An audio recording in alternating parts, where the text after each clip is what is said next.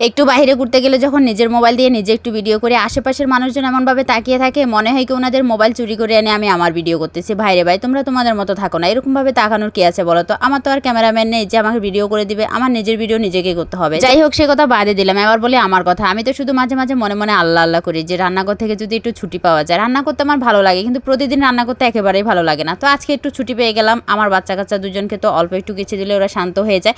ওদেরকে বললাম চলো আজকে বাইরে গিয়ে খেয়ে আসি। এই তো বের হয়ে গেলাম। আমার কথা হচ্ছে 500 টাকা খরচ করে যদি আমি 5,000 টাকা শান্তি পাই তাহলে মন্দ কি? জীবনটা কয়দিনের বলেন তো? এত টাকা জমিয়ে কি করব? আগে একটু খেয়ে দেই, এরপরে ভালো সময় পার করি।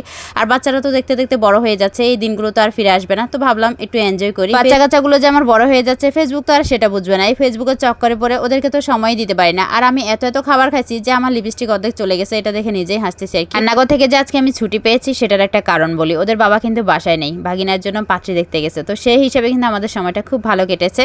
তো এই তো আমরা 500 টাকার মধ্যে খুব সুন্দর করে এনজয় করে বাসায় চলে আসছি। আজকের মিনি ব্লগটি এই পর্যন্তই। সবাই ভালো থাকবেন। আল্লাহ হাফেজ।